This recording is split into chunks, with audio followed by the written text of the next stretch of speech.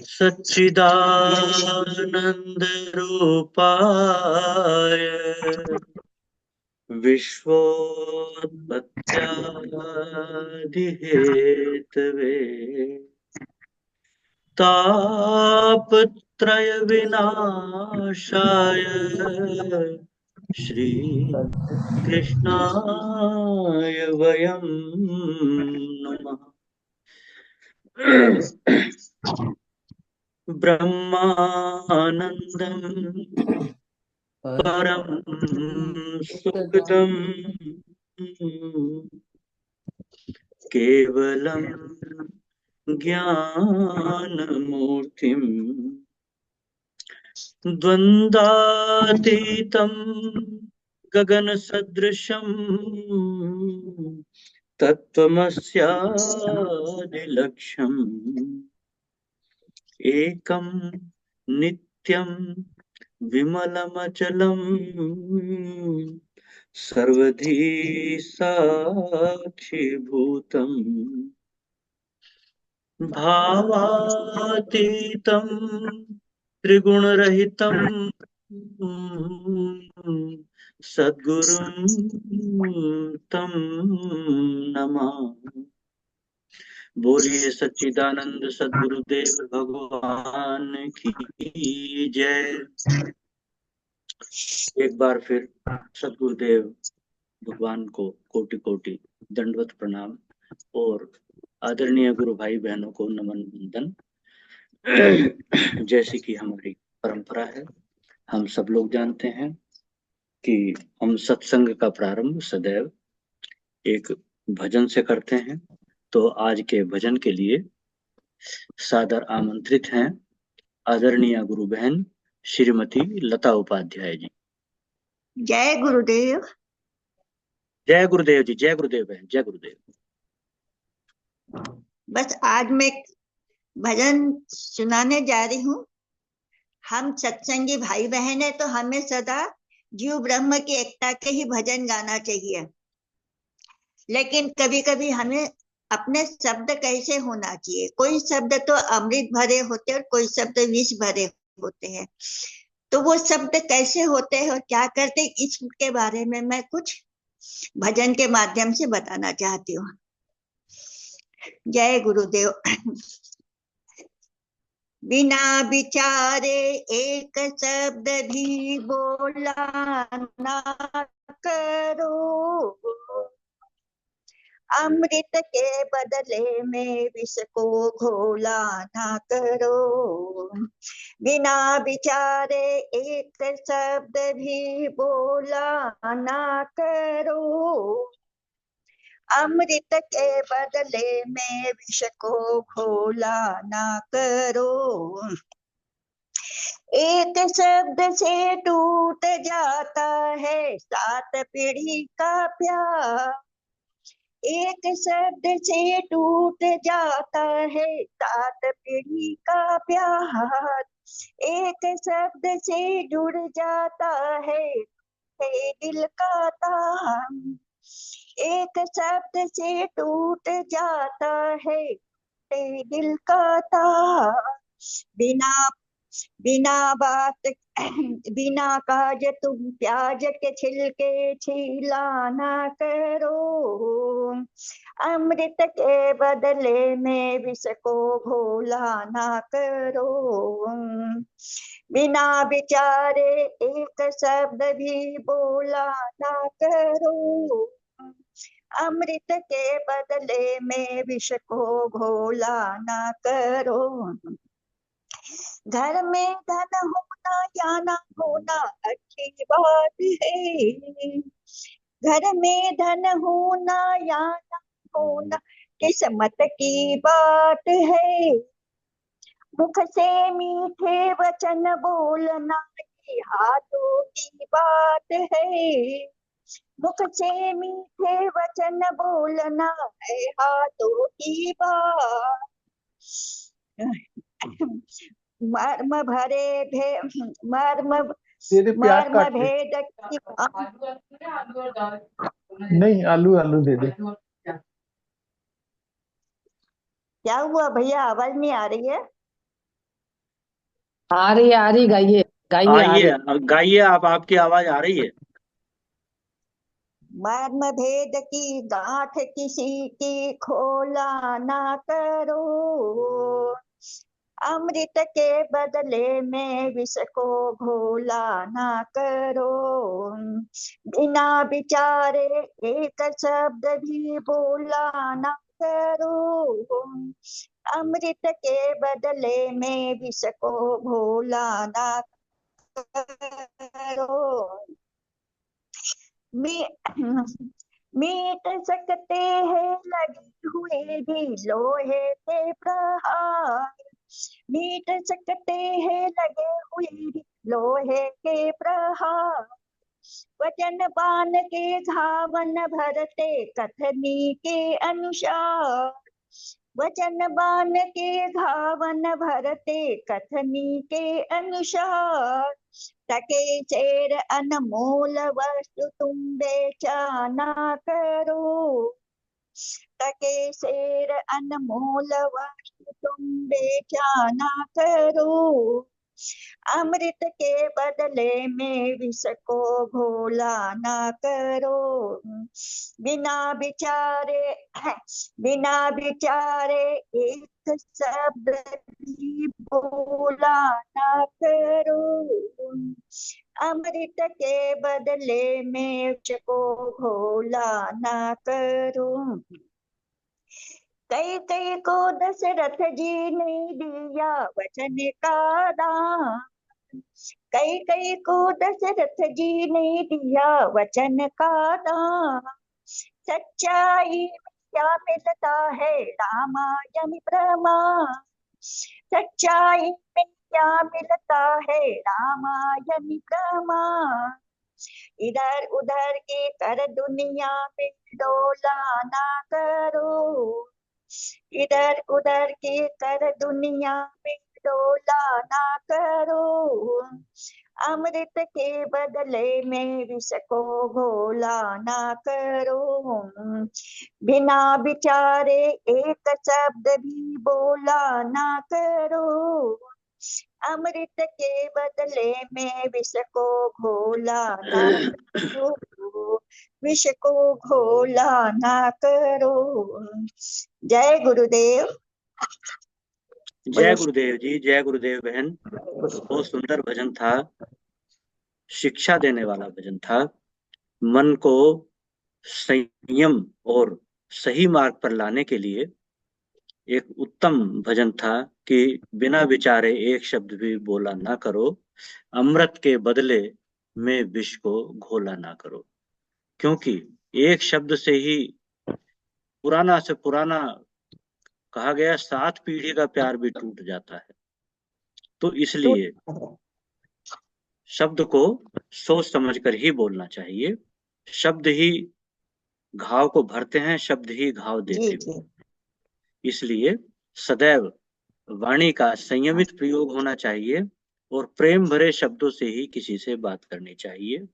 यदि किसी को हम कुछ दे भी रहे हैं तो दे तो रहे ही हैं, उसको प्रेम पूर्वक देना चाहिए, उसका प्रभाव अलग होता है।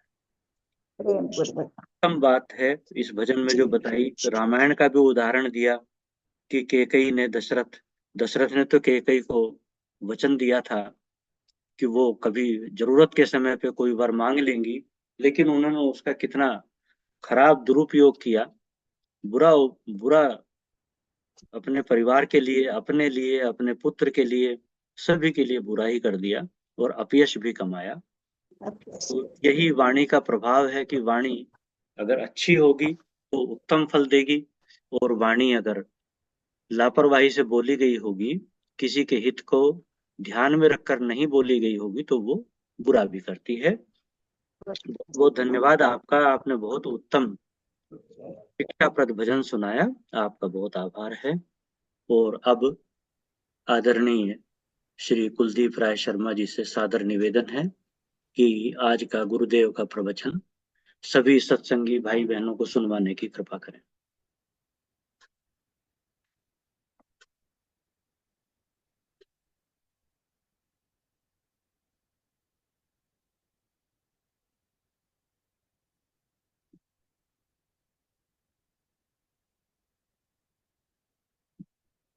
तो समझते नहीं, यही तो ध्यान देते नहीं।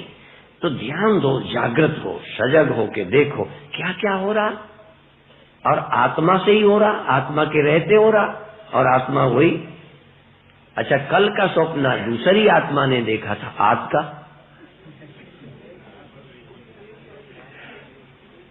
10 दिन पहले का स्वप्न किसी अन्य आत्मा ने देखा था।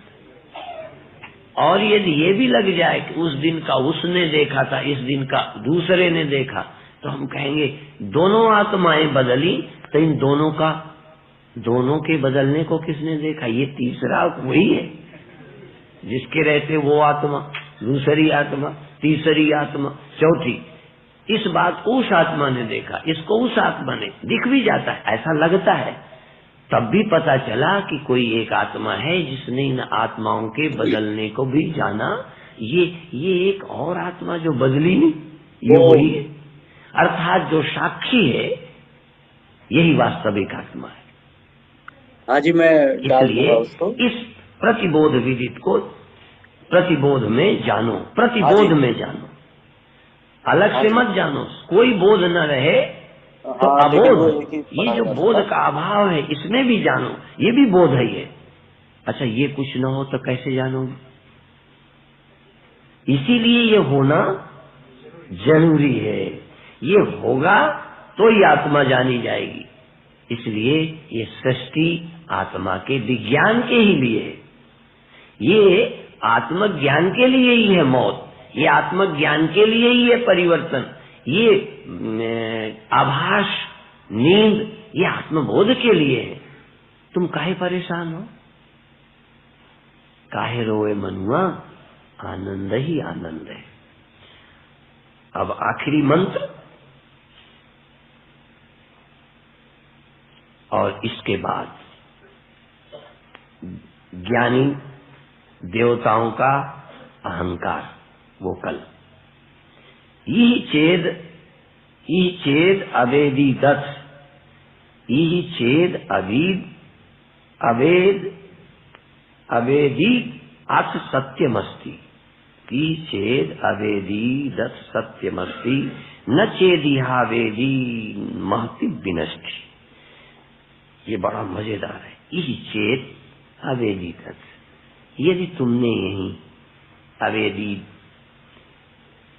तुमने यही माने हरिद्वार में, यही माने शरीर के रहते, यहाँ से जाने के बाद, मरने के बाद, देह न रहने के बाद, इंद्रियां न रहने के बाद, अकल न रहने के बाद नहीं, इसी प्रतिबोध में ऐसे ही दिखते हुए, ऐसे ही होते, यदि तुमने आत्मा को जान लिया। ये नहीं कि जब मन न रहेगा, इंद्रियां न रहेंगी, देह न रहेगा, जब दर्द न होएगा, भूख न लगा करेगी, तब आत्मा को जानेंगे। मन में कोई विक्षेप तक नहीं होगा, तब हम आत्मवेत्ता होंगे। हाँ, आत्मबोध काल में सावधानी करोगे तो मन तो 10-20 है नहीं, जब ये ध्यान दोगे कि मैं हूँ, तो मौत नहीं होगी। देखो, स्वप्न में भी जब मौत हो जाती या हो गई, मेरी हुई 2 बार। जब स्वप्न में मौत हुई तो एक बार तो मैं मरा, बहुत दुखी रहा। एक बार वेदांत का संस्कार पड़ गया तो मरे पे भी नहीं मरा। ये सच बात है। मौत हो गई, हाथी ने मार डाला, और ये ऋषिकेश में, दूर नहीं है, बहुत पड़ोस की बात है। हाथी ने मार दिया, फाड़ कर फेंक दिया। एक बार तो घबराहट हुई आदत की तरह, फिर लगा कि ये मरा पड़ा, ये हाथी। ये लोग आश्चर्य में देख रहे हैं, कुछ लोग रोने लगे कि परमानंद मर गए। मैं साधु हो गया था तब, और मैं फिर खुश हो गया, मैं एकदम खुश हो गया कि मैं जिंदा हूँ। जिंदा हूँ का ख्याल आना चाहिए, जिंदा होने भर का लाभ, बोलो हाँ। ये बात गहराई से समझ लो, जिंदा होते मैं मरा था, और मरा होने पर भी मैं जिंदा हूँ। मरा दिखने पर भी मैं मरा ऐन मौके पर, जब मरा दिख रहा था तब भी यदि आत्मा की मुझे ध्यान हो तो उस समय भी मैं मृत्यु का दृष्टा, मृत्यु का साक्षी, मृत्यु का ख्याल मेरे से जीवित है। मैं दुखी हूँ ये ख्याल, मैं निर्धन हूँ ये ख्याल किससे जीवित है? स्वप्न मुझसे जीवित है। मैं मर जाऊंगा ये ख्याल लेकिन जीवित है, पर क्यों है? क्योंकि मैं अपने को देह देखता हूँ और देह न रहेगा, इसलिए मेरी बुद्धि में ख्याल आया कि मैं मर जाऊंगा। पर जिस बुद्धि में ख्याल आया उस बुद्धि का आश्रय तो एक बहुत छोटी सी घटना, कैसे मैं उदाहरण से आपके दिमाग में डालूं कि मेरी बुद्धि चेतन किससे हुई है? आत्मा से कि आंखों से? आत्मा से चेतन हुई बुद्धि आत्मा से सत्ता पाई, जीवित है आत्मा से, परंतु मानती है देह, और देह से जिंदा मानने के कारण, देह का अध्यास होने के कारण, देखो आत्मा, बुद्धि और देह, इसीलिए देह बुद्धि और आत्म बुद्धि। तो ये चेतन आत्मा अपनी बुद्धि से देह को मानती है। अब देह न रहे तो क्या है, लेकिन देह बुद्धि के कारण, देह के न रहने से ये बुद्धि पहले से ही मानती है कि मरूंगी। उस समय नहीं मरी, जरा ध्यान देना, उस समय मर गया हूं बोध नहीं, मर गया हूं, मर जाऊंगा पहले से माने बैठी है। देह को स्वीकार करके, देह के धर्म से परिवर्तन को जानते हुए, सैकड़ों की मृत्यु देखते हुए पहले ही बुद्धि स्वीकार करती है दृश्य को देखकर, कि दृष्टा को देखकर, दृश्य को देखकर कि हम मर जाएंगे, मर जाएंगे। जब पक्का पहले ही है, पूरा निश्चित है, 100%, पर 100%, 1% भी झूठ नहीं है। पर कब? जब मैं देह हूं। और 100% सच है कि मैं नहीं मरूंगा। इसलिए देहाभिमाने गलिते विज्ञाते परमात्मनि, मैं देह हूं ये ख्याल गल जाए और बुद्धि का आश्रय साक्षी मैं हूं। विज्ञाते परमात्मनि, परमात्मा का विज्ञान हो जाए जो मरता नहीं, जो चेतन है, और मैं देह हूं ये ख्याल खत्म हो जाए, ये ख्याल खत्म हो जाए, ये चाहे थोड़ी देर को खत्म हो। जैसे देह का ख्याल जागृत में है, इसका नुकसान क्या है? स्वप्न में भी तुम देह बनोगे। देह का विज्ञान, मैं देह हूं ये विज्ञान जब तक नष्ट न होगा, स्वप्न भी मैं देह हूं का आएगा, जन्म भी मैं देह हूं का होगा। और यदि ये विज्ञान, मैं देह हूं ये विज्ञान देह के रहते खत्म हो, यही यहां ही देह के रहते मैं देह हूं ये ख्याल खत्म हो, और मैं बुद्धि का साक्षी चेतन ब्रह्म हूं ये अभी पता चल जाए। इसलिए ये चेत यदि यहीं पर ये जान लिया तो आप जानते हो क्या होगा? आहा, तो सत्यमस्ति, तो कल्याण, तो बहुत ठीक है। और नचेत वेदीन, यदि तुमने यहां अभी नहीं जाना, जीते रहे आदमी बनके, तो जागृत में क्या, स्वप्न में भी मरोगे। जागृत में तो छोड़ो, मरोगे ही। तुम अपने ख्यालों में, स्वप्न में भी मरोगे, और तुम अपने ख्यालों में सदा मरोगे। और यदि तुम जान गए तो तुम्हारा कल्याण, तुम फिर कभी न मरोगे। जब ये मरेगा तब भी न मरोगे। जब ये संसार महाप्रलय होगी तब भी तुम न मरोगे, और यदि तुमने नहीं जाना तो मरोगे। इसलिए नचे दिया बेदिन महती विनष्टि, बहुत बड़ा विनाश होगा तुम्हारा। बहुत बड़ा क्या होता है? हाँ, बहुत विनाश होगा, बहुत बार विनाश होगा। अभी भी मरने का डर है, फिर भी मरने का डर है, अगले जन्म में भी मरने का डर है। तुम फिर मरने वाली लाइन में ही खड़े हो, तुम्हारा विनाश होता ही रहेगा। और यदि तुमने जान लिया तो कभी भी न मरोगे, कि 2-4 वर्ष, कभी भी न मरोगे। इसलिए यदि यहीं पर जान लिया तो तुम्हारी कभी मौत नहीं होगी, अमृत को प्राप्त होगे। और नहीं जानोगे तो अपने मरने का इंतजाम तुमने पूरा किया है। इसलिए अज्ञानी ने अपने मरने की योजना बना रखी है। किंतु भूतेषु भूतेषु विचित्य धीरा प्रेत्यास्मात् लोकात् अमृता भवन्ति। अब एक और बात है, क्योंकि मैं ज्यादातर ब्रह्म की बात कम, परमात्मा की बात कम, व्यापक की बात कम करता हूँ। मांडूक्य में भी जरा सा ही व्यापकता को छुआ है, क्योंकि आत्मा जनाना, विश्वास दिलाना थोड़ा आसान है। परंतु तुम सर्वत्र हो, तुम में सारा संसार है, तुम में मन है, तुमसे बुद्धि है, तुम बुद्धि से नहीं हो। किंतु हम बुद्धि हैं, और बुद्धि ही नहीं है, देह है। बुद्धि हुई तब से तुम क्या हो? देह। जब से बुद्धि तब से देह, जब से चेतन ज्ञान तब से देह, जब से समझ तब से आदमी। इसलिए इस समझ ने कभी भी नहीं अपने को आत्मा जाना।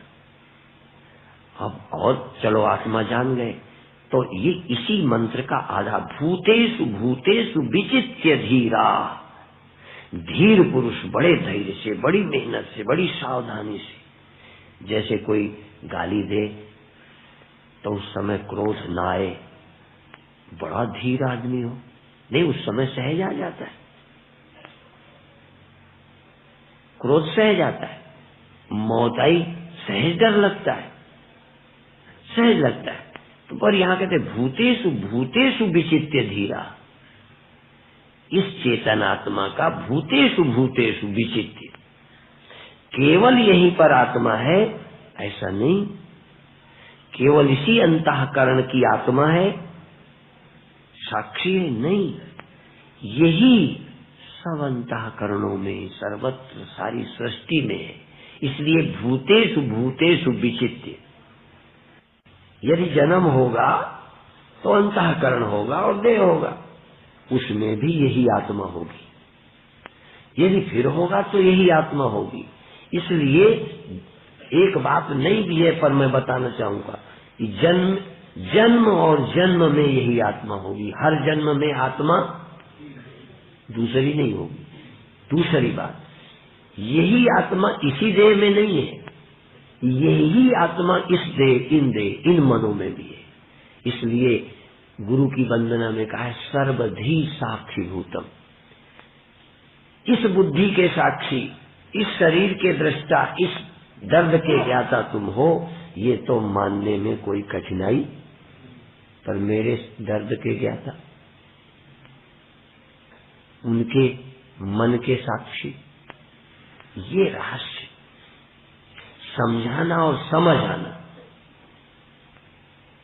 ये जितने भी वेदांती है ना, कहते हैं ये सिद्ध करो कैसे आप सबके साक्षी हो। ये तुमको बढ़ता है कि सबका साक्षी हो। तो पहले तो ये कि नींद में भी तुम साक्षी थे, ये लगता है जागृत में तो हूं साक्षी, सपने में हूं साक्षी, नींद में कहां साक्षी, जीते में हूं साक्षी, मरे में कहां साक्षी। तो पहले तो इंडिविजुअल इस अंतःकरण की सभी अवस्थाओं में, जागृत में, स्वप्न में, सुसुप्ति में, मूढ़ समाधि में, समाधि में, मृत्यु में, मुक्ति में, जो भी अवस्था है उन सभी अवस्थाओं में मैं हूं। ये तो व्यक्ति हो गया।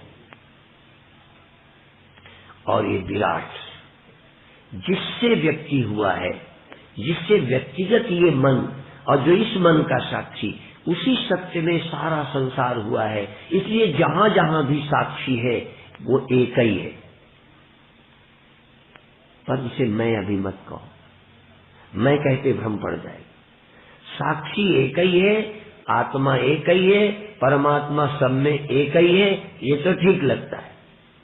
जैसे किसी घड़े से पूछो सब में मिट्टी है, ये मान लेगा, सब में मिट्टी एक ही है, ये मान लेगा। पर ये जो इस घड़े वाली मिट्टी है, मैं ही सब में हूँ, समझ ही नहीं आता, मैं ही सब में हूँ, ये नहीं समझ आता, क्योंकि मैं तो इस देह में और आत्मा सब देह में। ईगो जो है ना, आपको लगता है ये मैं हूँ, इसमें मैं हूँ, इन आंखों से मैं देखता हूँ, उन आंखों से तुम, उन आंखों से तुम, इसलिए देखने वाले बहुत हैं, किंतु बहुत है अंतःकरण। फिर सुनो, बहुत है कौन? अंतःकरण बहुत है। चेतन संसार भर में एक है, लेकिन चेतन का कोई एक मैं है ही नहीं, चेतन के पास मैं नहीं है। यदि चेतन के मैं होता तो वो जितने मन हैं उन सबको कहता मैं ही जानता हूं। तुम्हारी मैं है, फिर देखो तुम्हारी मैं है तो आंख से तुम देखते हो और कान से। दो मन होने के कारण, दो मन होने के कारण आत्मा में भ्रम नहीं है। जरा गहराई से समझना, आत्मा के भ्रम का कारण क्या है? आत्मा की सीमितता का भ्रम क्यों है? क्योंकि आप आंख से देखते हो, कान से सुनते हो, नाक से सूंघते हो। यहां मैं कहूं दो आत्माएं हैं तो क्या कहोगे आप? नहीं, तुम मेरे से ज्यादा समझदार। आंख से देखने पर, कान से सुनने पर, हाथ से छूने पर कभी नहीं लगता कि हम 3, 4, 5 हैं। 5 ज्ञानेंद्रियां हैं, 5 तुम नहीं। 5 कर्मेंद्रियां हैं, 5 तुम नहीं। जवानी, बुढ़ापा, बचपन 3 है, तुम 3 नहीं, तुम एक। क्योंकि तुम्हें अहंकार है और अहंकार ये वही है, ठीक है। परंतु यहां उल्टा है, हमारे अहंकार है सबके एक एक, ब्रह्म के अहंकार नहीं। यदि ब्रह्म के अहंकार होता तो ये फिर अहंकार न होते। जैसे इंद्रियों के अहंकार, अहंकार की इंद्रियां हैं। आज समझ जाना बस, अहंकार इंद्रियों का नहीं है, इंद्रियों के अपना पर्सनल नहीं है, बल्कि अहंकार कहता है ये मेरी है। इसलिए इतने में एकता तो हो जाती है आत्मा की। पर यहां अहंकार सबके इतने हैं और आत्मा जो है उसका इंडिविजुअल, इनके अलावा तुम्हारे अहंकार, इनके, इन सबके अहंकार ही है आत्मा के। आत्मा का इन अहंकारों के अलावा अपना पर्सनल ब्रह्म का कोई अहंकार नहीं। यदि ब्रह्म का अहंकार होता तो ये फिर कोई अहंकार न होते, क्योंकि वो कहता ये मैं हूं, ये मैं हूं, ये मैं। फिर सब मैं किसके होते? आत्मा के। सब अहंकार एक आत्मा के होते। और वही जैसे सब इंद्रियों से मैं, ऐसे ही सब मैं से परमात्मा काम करता है। पर परमात्मा के मैं नहीं। सब मैं में एक ही चैतन्य विद्यमान है, पर एक ही उसने कभी, वो एक ही है तो वो कहाँ रहता है? कहीं सब जगह। कहीं उसकी अपनी मैं और है? कहीं नहीं, यही मैं है। इसलिए ये मैं उसके साथ गद्दारी कर रहे हैं। यदि वो नहीं कहता कि सब में मैं ही हूं, तब बच्चू तू कह दे कि वो सब में है। नहीं समझ में आई? ब्रह्म नहीं कहेगा, कभी नहीं कहेगा कि मैं सब में हूं, है। और वो न होता तो कोई मैं नाम की चीज, वो सब मैं का जीवन है, एक परमात्मा, एक आत्मा। पर उसके पास ये भी ख्याल नहीं कि मैं एक हूं या हूं। ये ख्याल है अलग अलग, और ये हर ख्याल एक मैं बना बैठा है। तो अब क्या चाहिए? कोई यदि उसका जानकार हो उस सत्य का, वो कह दे कि भाई ये मैं नहीं हूं, ये तो वही है। मुझ में, मेरा मुझ में मेरा मुझ में कुछ नहीं, जो कुछ है सो हम, तेरा तुझको क्या लगे में, और वही है, वही सब में है, वही है। यदि वो होते तो अहंकार तक नहीं है। जैसे घड़े में मिट्टी है, अब मिट्टी तो आकार है, तुम्हें ऐसे मिट्टी का एक जगह और बताओ, एक घड़े की में, इस घड़े की में, इस मकान की में, जरा मिट्टी की पहले इनके अलावा कोई अलग मैं हो तो कहती ये घड़ा भी मेरा, ये मकान भी मैं ही हूँ, ये दुकान भी मैं ही हूँ, ये पेड़ भी मैं ही हूँ। पर ये कहाँ से बोले हूँ? ब्रह्म कहाँ से बोले कि मैं ही सब में हूँ? और जब भी कभी ब्रह्म बोला तब ज्ञानी की मैं से बोला कि मैं ही सब जगह हूँ।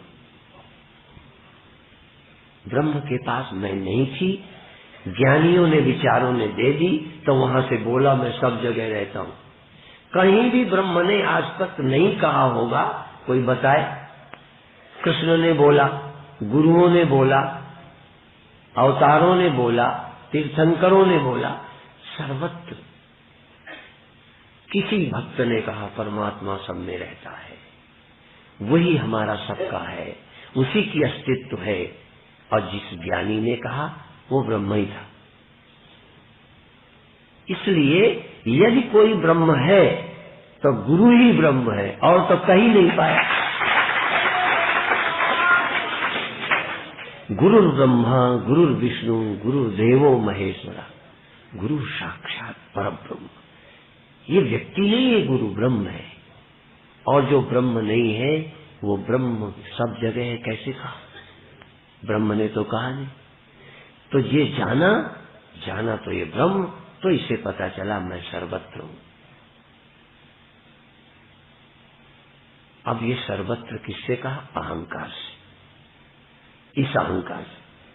तो कह तो दिया मैं सर्वत्र हूं, ब्रह्म सर्वत्र कह दिया मैं ब्रह्म हूं, लेकिन यदि कहे तुम सब जगह बताओ क्या हो रहा है, तो कहते ये अहंकार कैसे बताए, ये तो यहीं पर है। अहंकार अब भी यही है, समझ में तो आ गया कि मैं ब्रह्म हूं, पर जो ब्रह्म है वो सर्व का साक्षी है, सर्व का आत्मा है। वो यहां से वहां से नहीं, सब जगह ही है। इसलिए कहीं से भी अहंकार सर्वत्र हो नहीं सकता, और आत्मा सीमित है नहीं। और आत्मा की इन सब अहंकारों से, इन अहंकारों से अलग यदि उसका कोई अलग होता अहंकार, तो कहती ये सब अहंकार मेरे हैं, सब में मैं हूं।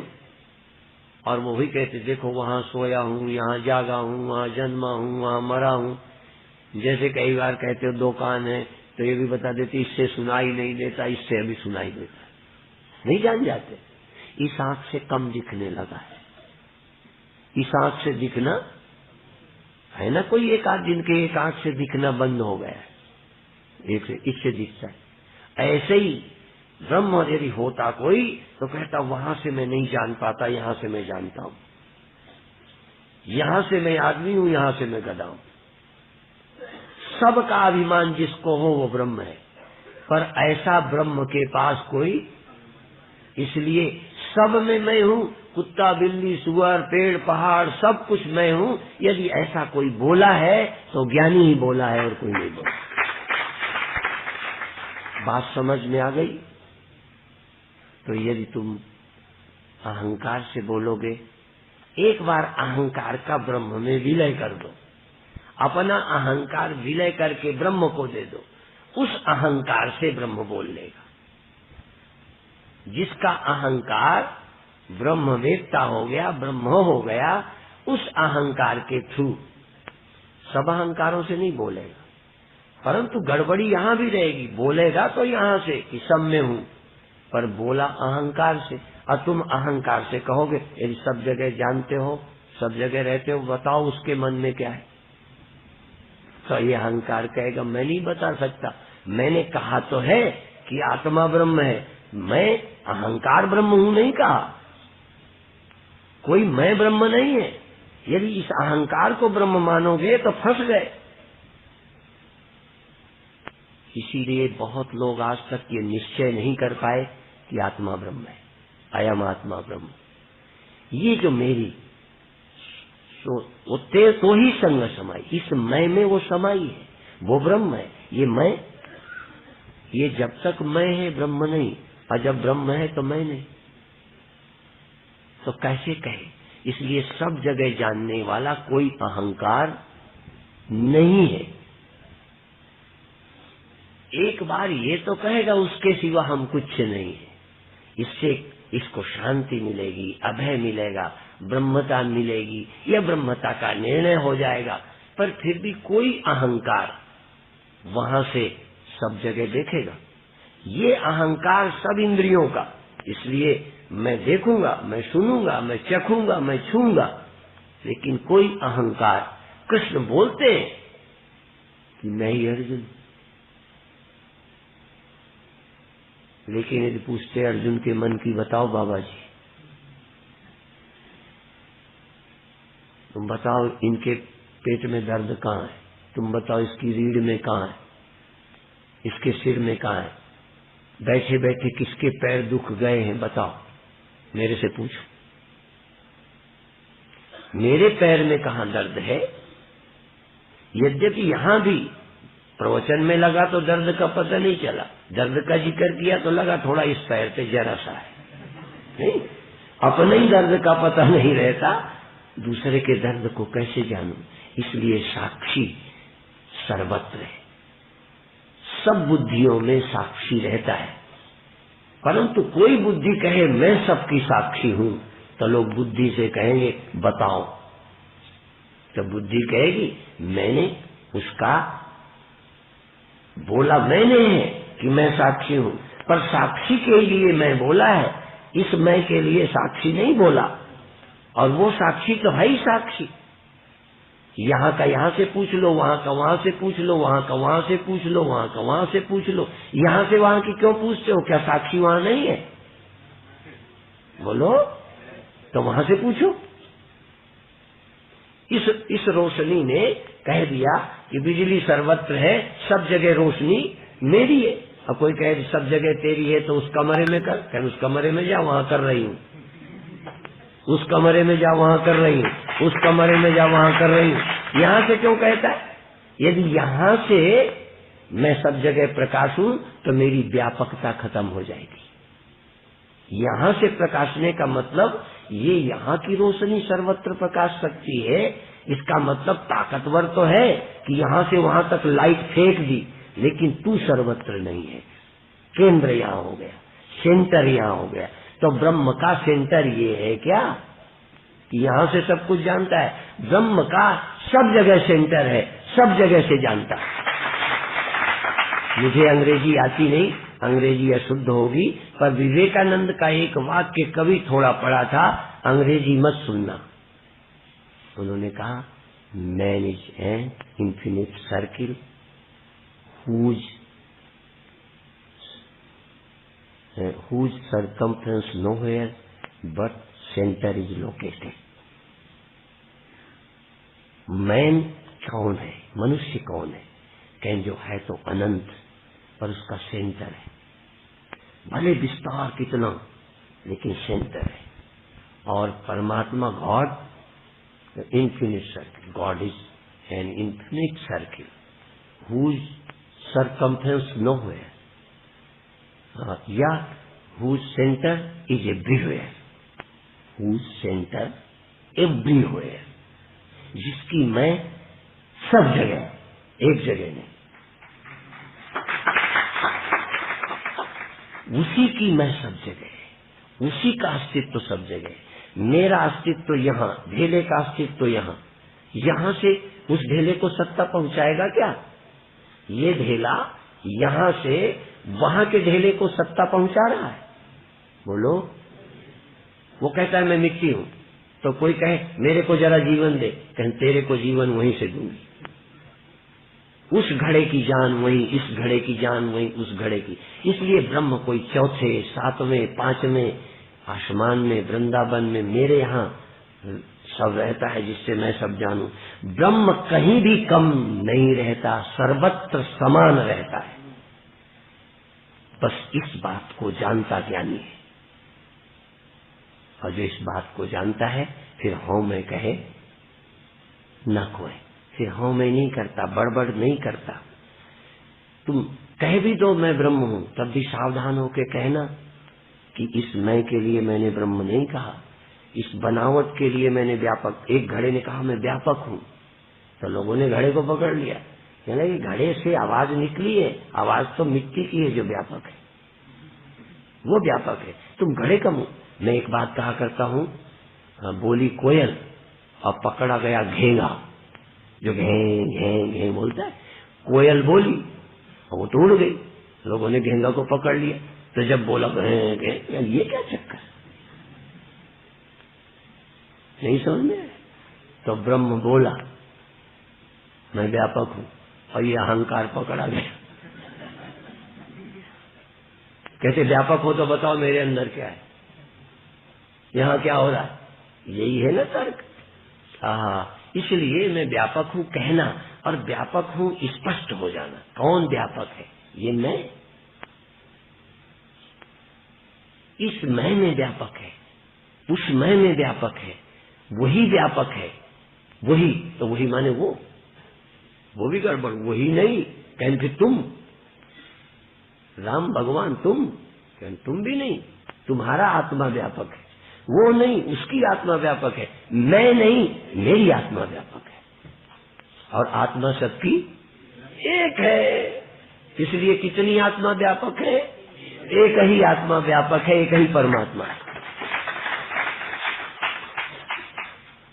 आज से केनोपनिषद का ज्ञान प्रकरण पूरा हुआ। कल से ज्ञानी का कैसे जीना चाहिए, अभिमान अहंकार दिखते हुए भी नहीं रहना चाहिए, इस विषय पर चर्चा कल से चलेगी।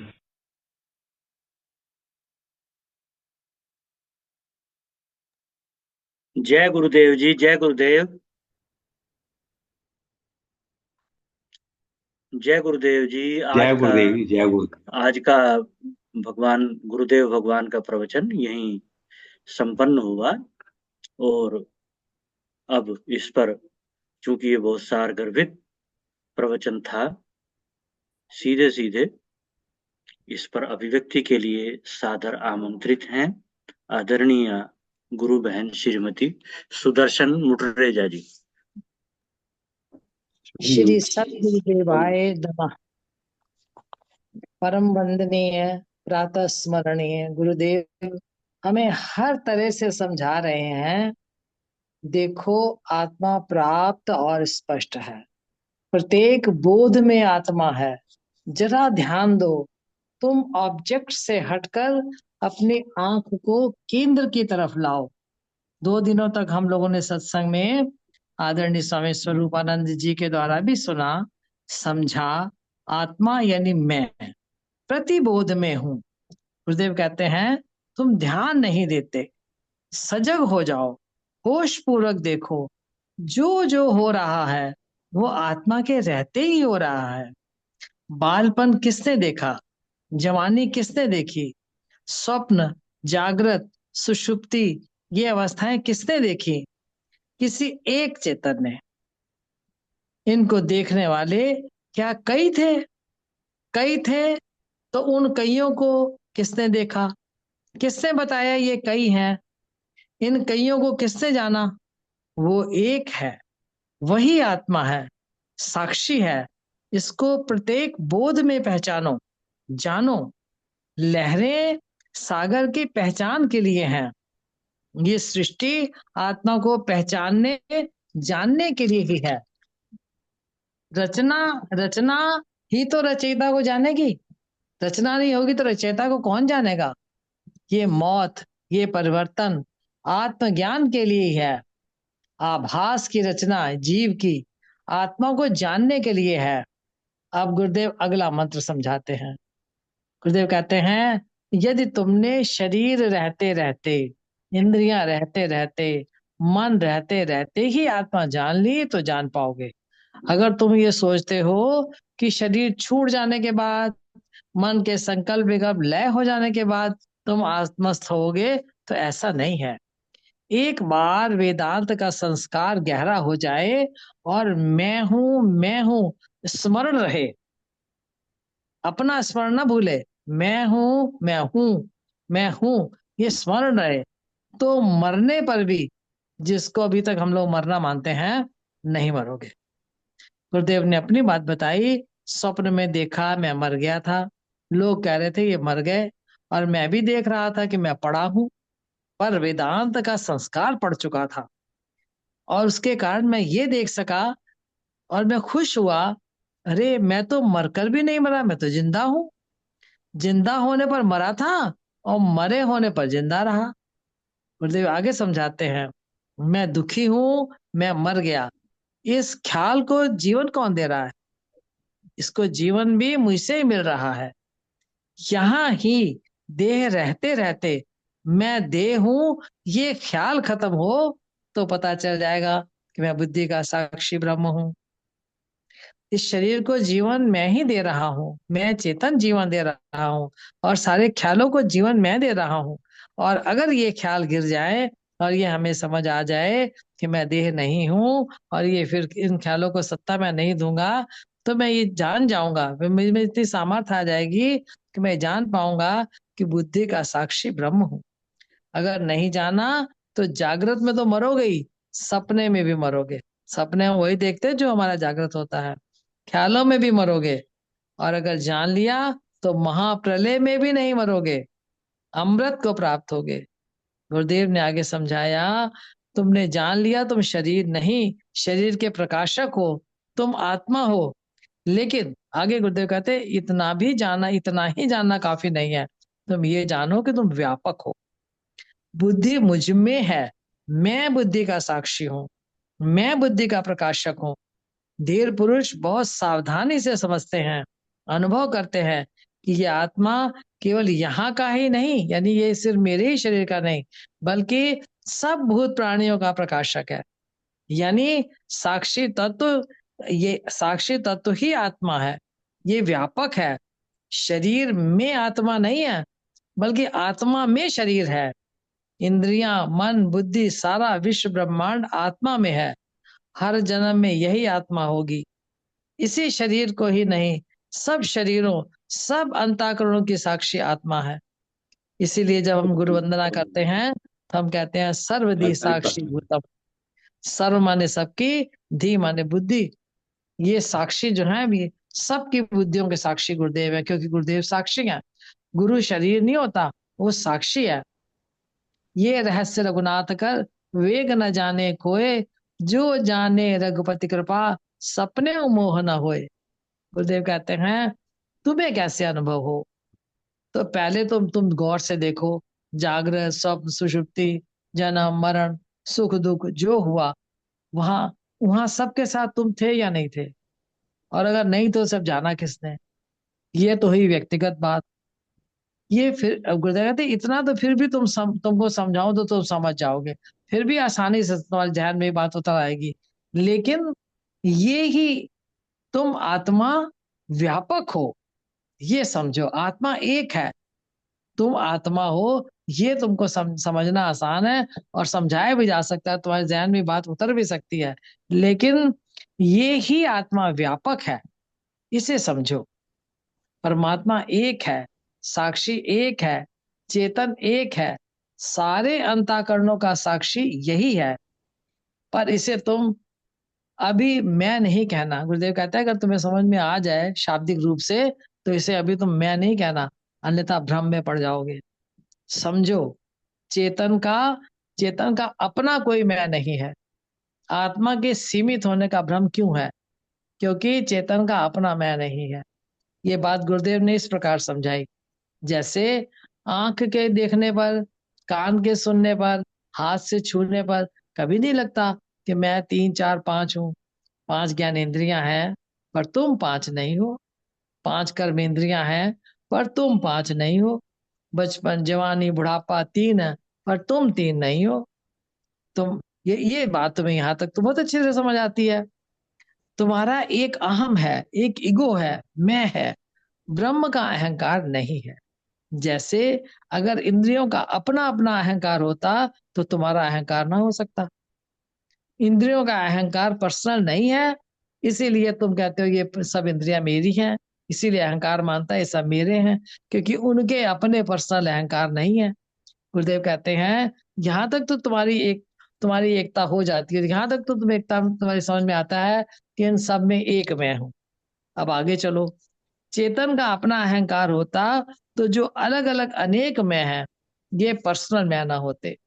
ब्रह्म कहता ये भी मैं हूं, वो भी मैं हूं, पर उसकी मैं नहीं है, वो कहाँ से बोले। और वो ये भी नहीं कहता कि मैं कि सारी मैं हूं, वो ये भी नहीं कहता। वो कहता है क्योंकि उसके पास मैं ही नहीं है तो वो कुछ नहीं कहता। तो उसके ना कहने के कारण ये जो मैं है ये मैं हो गया, इसने अपना स्वतंत्र अस्तित्व मान लिया। देने वाले ने दिया, वो भी दिया किस शान से, मेरा है ये लेने वाला कह उठा अभिमान से। जो जागेगा वही जानेगा और वही कहेगा मेरा मुझ में कुछ नहीं, जो कुछ है सो तेरा, तेरा तुझको सौंप दूं क्या लागे प्रभु मेरा। ये कौन कह सकेगा? जो ये देखेगा, जो जागा हुआ इंसान होगा वही ये कहेगा। गुरुदेव ने भी बोला है, भगवान कृष्ण भी बोले हैं, और भी महापुरुष बोले हैं, और जिन सब ज्ञानियों ने जिन्होंने जाना उन्होंने कहा मैं सर्वत्र हूँ। और इसीलिए गुरु की वंदना की जाती है। हम लोग वंदना करते बोलते हैं गुरु ब्रह्मा गुरु विष्णु गुरु देवो महेश्वरा गुरु साक्षात ब्रह्म। ये नहीं कि नहीं नजर आते, सामने बैठे हैं। गुरु साक्षात ब्रह्म जो एक बार अपना अहंकार विलय कर देगा, ब्रह्म को दे देगा, फिर उस अंतःकरण से जो बोलेगा वो अहम रहित व्यक्तित्व ब्रह्म है। वो व्यक्ति नहीं है, केवल दिखता है व्यक्ति। एक बात और गुरुदेव समझाते हैं, ब्रह्मवेता ने अहंकार से ही जाना। जो जानेगा वो जानेगा तो देखने में अहंकार से ही किसी ना किसी चित्त से बोलेगा ब्रह्म, क्योंकि उसका अपना तो ना अहम है नहीं। मैं गुरुदेव कहते हैं ब्रह्मवेता ने अहंकार से ही जाना मैं व्यापक चेतन हूँ, परंतु सारे दूसरे अहंकारों के मन में क्या है वो नहीं बता सकता। उसने किसी अहम से ही बोला कि मैं ब्रह्म हूं। अगर फिर कोई पूछे अगर आप ब्रह्म हैं तो सारे मैं को फलाना क्या सोचता है, फलाना क्या करता है, आप बताओ। मैं नहीं बता सकता। उस ज्ञानी ने ये जाना तो ब्रह्म से अहम से ही, अहम ब्रह्म अहम से जाना, परंतु उसका अहंकार लय हो चुका है, नाम मात्र का अहम है। उसे इस अहम से इसका फायदा क्या होगा? उसे इस अहम से शांति, ब्रह्मता, अभयता मिलेगी। भगवान कृष्ण ने कहा गीता में मैं सब में हूं और सब मुझ में है। पर अगर भगवान कृष्ण से कोई पूछे कि अर्जुन के मन में बताइए कि वहां क्या चल रहा है, तो नहीं बता सकते। वो कह रहे हैं मैं सब में हूं, सब मुझ में है, लेकिन फिर भी वो दूसरे के मन की बात नहीं बता सकते। इस बात को गुरुदेव ने बहुत अच्छी तरह समझाया। मैं सबका साक्षी हूं, पर जिसके बारे में पूछ रहे हो वहां भी तो साक्षी है। मिस्टर बलदेव ने बल्ब का उदाहरण दिया, जैसे बल्ब यहाँ पर इस कमरे में बिजली, ये समझ गया कि बिजली ही प्रकाशित कर रही है, मेरी सत्ता नहीं है।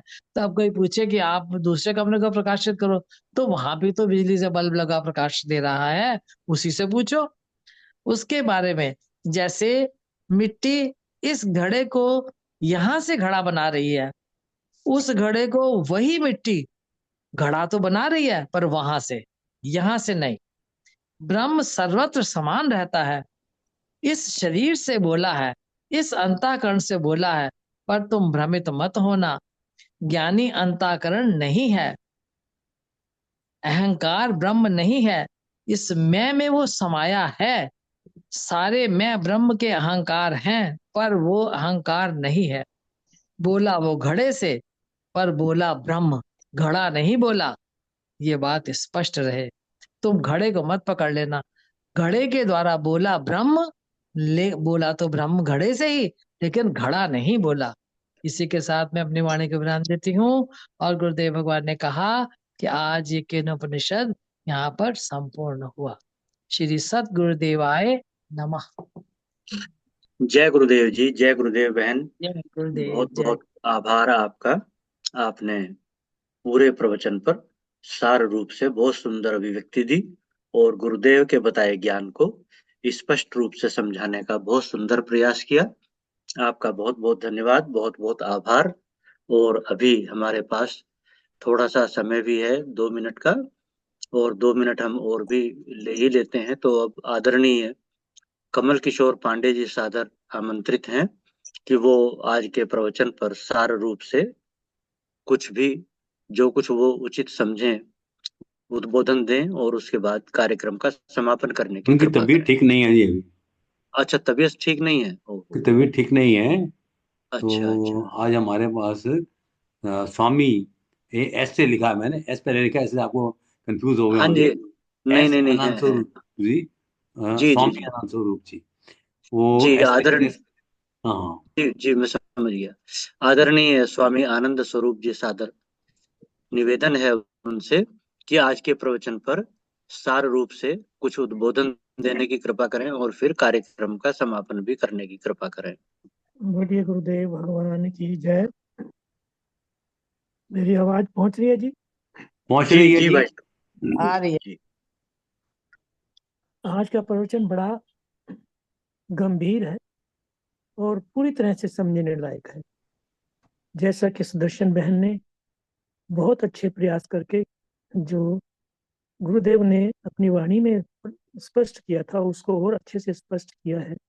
पर यह स्पष्टता तक ही सीमित नहीं है, ये हमारे जीवन के, हमारे विचारों का, हमारे अंतस्थ का, हमारे अंतःकरण का ये कैसे एक हिस्सा बन जाए, ये हमें सोचना होगा।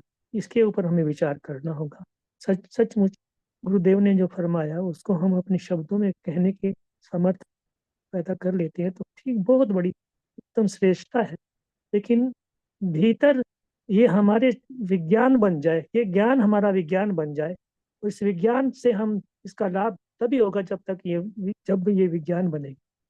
गुरुदेव ने बहुत ही सरलता से, बहुत ही स्पष्टता से जो आत्मा का स्वरूप है, जो व्यष्टि चेतना और समष्टि चेतना का जो एक प्रकरण है, ये भी जो व्यष्टि चेतना और समष्टि चेतना, सृष्टि समष्टि से व्यष्टि की यात्रा हम लोगों को निश्चित रूप से आज कराई है गुरुदेव ने। और उसका तरीका और समझाने का जो बहुत सरल मेथड था उससे हमें समझाया गया है।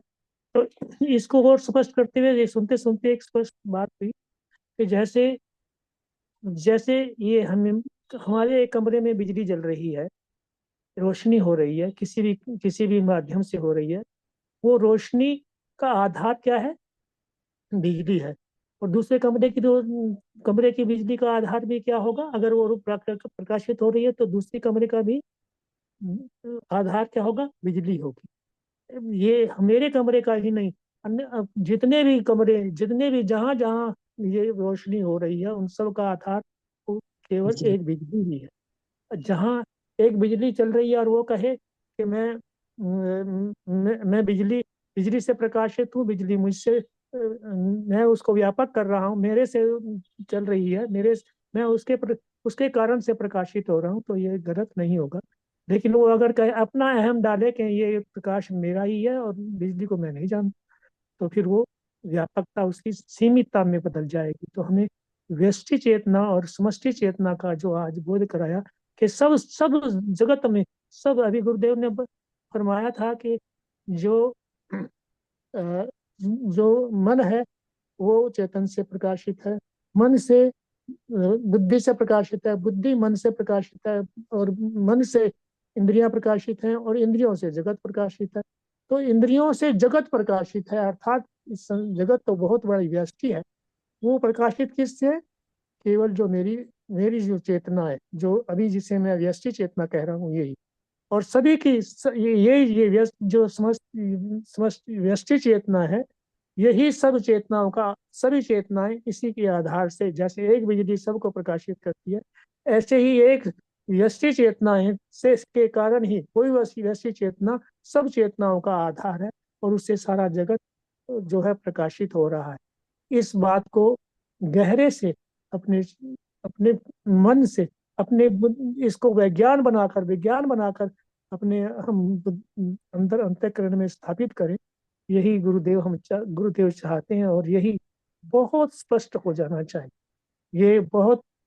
ये आज का प्रवचन अपने आप में एक बहुत गहराई लिए हुए है, कोई साधारण प्रवचन नहीं है, बहुत गहरा प्रवचन है। और इसको समझकर अपने विज्ञान बना लेना, ये थोड़ा सा मुश्किल है, और मुश्किल हो सकता है पर असंभव नहीं।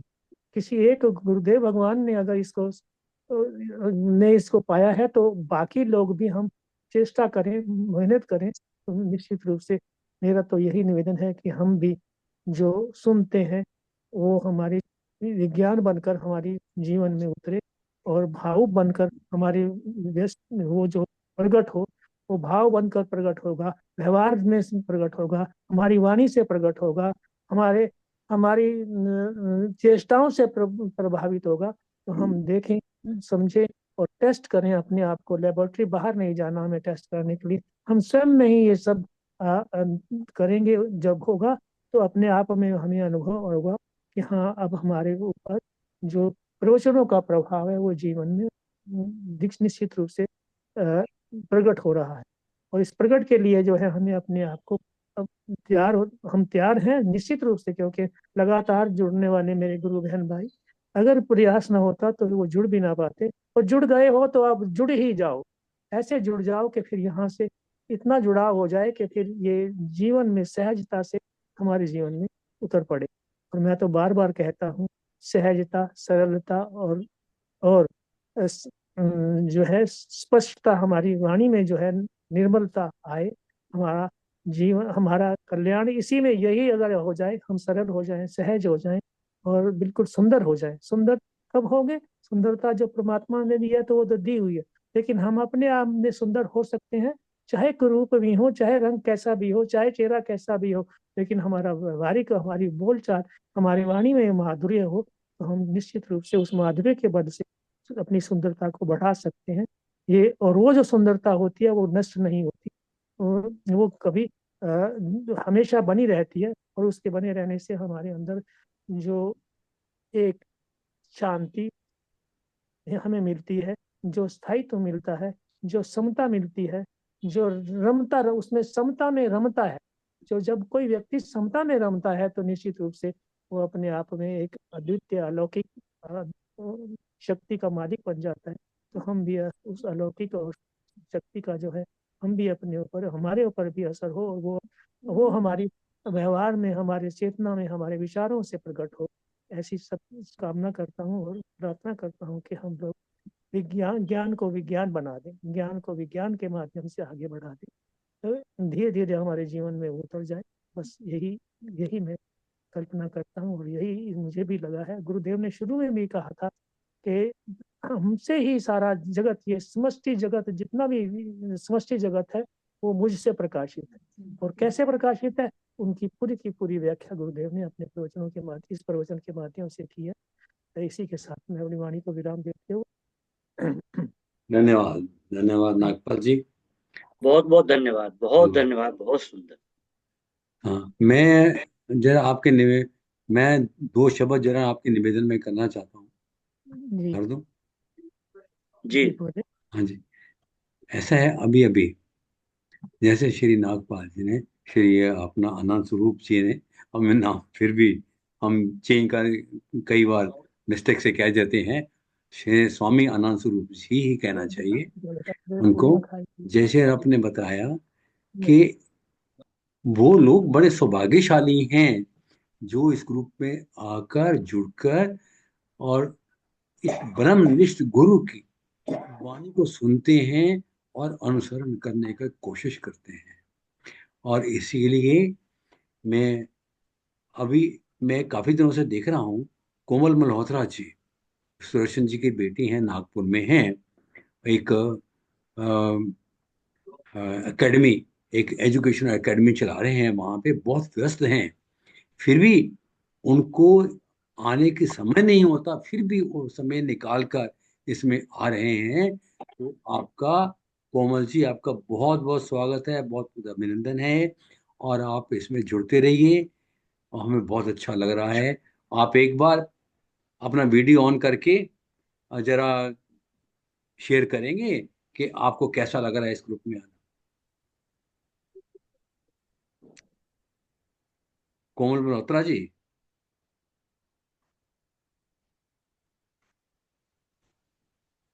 चलो वीडियो ऑफ से ही बोल बताइए।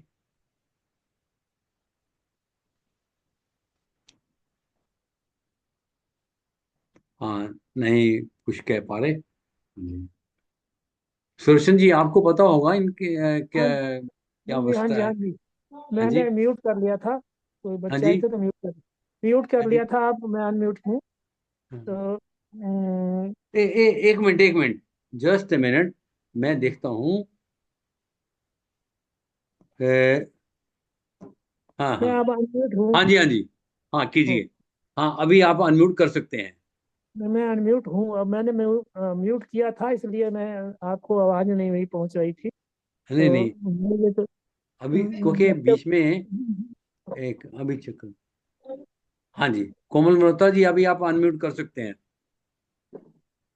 जब मैं उस गुरुदेव के अंग वस्त्र यानी साफी को जब मैं अपने ऊपर धारण करता हूँ, तो हम्म, मुझे एक विशेष अनुभूति होती है। ऐसे लगता है कोई कोई अलौकिक चीज शक्ति जो है मेरे उस माध्यम से, उस अंग वस्त्र से मुझे में प्रविष्ट कर रही है। तो साधना काल में ही मैं उसको पहनता हूँ, बाकी समय नहीं पहनता। क्योंकि गुरुदेव से मैंने कहा था कि साधना काल में मुझे आपका कोई अंग वस्त्र चाहिए, तो उन्होंने जो दिया ना वो सबसे अच्छा, बढ़िया, इससे बढ़िया कोई अंग वस्त्र हो भी नहीं सकता। क्योंकि उसे तो सिर में पहनना है, बाकी तो कहीं कहीं पहनते, पर उसे तो सिर में पहनना है। तो वो बहुत पवित्र अंग वस्त्र में कल तो केवल ओकेजन था, इसलिए मुझे मैं पहना और समझाने के लिए पहना कि देखो ये जो प्रतिबोध है ना, इसको कैसे कैसे अनुभव करें। तो ये बात आप जब कहते हैं कि मैं अनम्यूट करूं तो या वीडियो ऑन करूं, तो मुझे भी अच्छा लगता है आपको देखना। आप लोगों से बात करना बहुत अच्छा लगता है। मैं अभी आगे। समापन से पहले सभी लोग अपना अपना वीडियो ऑन कर लें तो अच्छा लगेगा, ताकि श्री आनंद स्वरूप जी आपका चेहरा देख लें और आप भी उनको अच्छी तरह देखें। जी। सूद जी भी सबको है। धन्यवाद, मैं हृदय से धन्यवाद करता हूँ और नमन करता हूँ, वंदन करता हूँ, अभिनंदन करता हूँ सबका। हम्म, ये सब बहुत अच्छे हैं, सब बहुत अच्छे हैं। हम्म, इतने अच्छे लग रहे हैं मुझे कि मैं इनको क्या कहूँ, क्या देख देख कर ही खुश होता हूँ। जैसे कुछ देख कर खुशी होती है, ऐसे ही आप लोगों को जब देखता हूँ, साधु लोगों को। आप भी साधु हैं, कम थोड़ा ही है। क्योंकि साधुता हमारे वचनों में अगर आ रही है तो निश्चित रूप से हम साधु ही हैं। संत का समुद्र। कहा सहज सुभाए, संत का कहा व्यर्था ना जाए। अब हम लोग जी साधु हो ही जाएंगे। जी जी, बहुत अच्छा, ये तो बहुत अच्छी संकल्प, आप बहुत अच्छा आपने बोला। या मेरे मन की बात कह दी तो हो जाएंगे। ये एक संकल्प भी जाग जाए तो ये भी बहुत ऊंची बात। ये मन से निकल रहा है कि हम साधु हो जाएंगे, करना बाकी रह, बाकी करने के लिए बचा ही क्या। सब हो गया, अपने आप हो गया, हमने नहीं किया, सब अपने आप ही हो गया। पता नहीं कैसे हो गया, हमें हमें अब सोचना शुरू करें तो हमें लगेगा कि कैसे हो गया, आश्चर्य होगा। धन्यवाद जी। जी। और अभी सुदर्शन जी, कोमल मल्होत्रा जी अभी कुछ कोमल नहीं की अनम्यूट तबीयत नहीं ठीक कर पा नहीं रही, है। तो आप कोमल जरा दो तबीयत शब्द कहेंगे ठीक उनके लिए कि आपने नहीं कैसे एक्चुअली। होते, कैसे उनको ग्रुप में लेके आए, आपका नहीं, प्रयास है आपका। ये ਤੁਸੀਂ ਅਗਮ ਨਿੱਕੇ ਜਿਹੇ ਪੋਤਰੇ ਨੂੰ ਝੋਲੀ 'ਚ ਪਾ ਕੇ ਬੈਠਦੇ ਹੋ, ਚਾਹੁੰਦੇ ਹੋ ਕਿ ਸੰਸਕਾਰ ਪਏ। ਮੈਂ ਵੀ ਚਾਹੁੰਦੀ ਹਾਂ ਕਿ ਕੋਮਲ ਮਹਾਂਪੁਰਸ਼ਾਂ ਦੇ ਵਚਨ ਸੁਣੇ, ਔਰ ਸੁਣਨਾ ਪਹਿਲੀ ਸਾਧਨਾ ਹੈ, ਸਭ ਜਾਣਦੇ ਨੇ, है ना। तो नहीं टाइम होता, लेकिन फिर ही बेटा जुड़ो, जुड़ो, सुनो। कोई किसी वेले कोई शब्द लग जाएगा। हाले मैंने भी नहीं लग्या, लेकिन अगर ਅਸੀਂ ਉਸ ਰਸਤੇ ਪੈਰ ਹੀ ਰੱਖਾਂਗੇ ਤੇ ਕਦੋਂ ਲੱਗਿਆ। ਅਗਰ ਸਕੂਲ ਜਾਵਾਂਗੇ ਨਹੀਂ ਤੇ ਕਿਵੇਂ ਪੜਾਂਗੇ, ਕਿਵੇਂ जी। ਪੜਾਂਗੇ। स्कूल वाले पासे मुंह करिए, एडमिशन ते लइए। धन्यवाद जी, धन्यवाद। हाँ, धन्यवाद। आपने ही उनको उसमें जैसे मैं स्वाभाविक ही है, अपने हर ग्रैंडसन कोई को लेके चाहता बैठता हूँ, तो आप उनको लेके आए। है। हाँ, क्यों नहीं। आपका क्या दृष्टि है कि बच्चे हाँ, पर संस्कार पड़े, हम्म। यही अभी दृष्टि है। इसका फर्क बहुत पड़ता है। अभी ये हाँ। गीता का सत्संग होता है ना, जब गीता में तो ये जब शुरू होता है, ये कहते हैं हरे कृष्णा, तो बहुत बहुत खुश होते हैं। स्वाभाविक ही है, स्वाभाविक खुशी, खुश क्यों नहीं होंगे, अच्छी बात है। चलो हाँ जी, समापन करो। समापन के लिए चलें। बोलिए सच्चिदानंद भगवान की जय, भगवान की गुरुदेव जय। भगवान जय। की जय। जय। ओम गुरुर्ब्रह्मा गुरुर्विष्णु गुरुर्देवो महेश्वरः, गुरुर् साक्षात् परब्रह्म श्री गुरुवे नमः।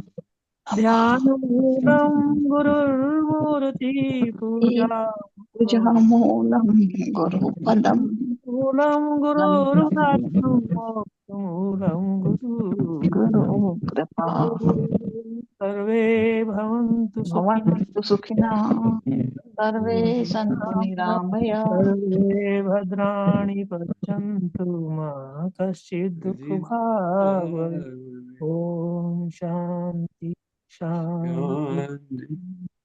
आज के आनंद की, आनंद की जय। जय के आनंद की जय। जय। नमो नारायण। नमो नारायण। नमो नारायण नमो नारायण। नमो नारायण नमो नारायण, नमो नारायण। नमो नारायण नमो नारायण।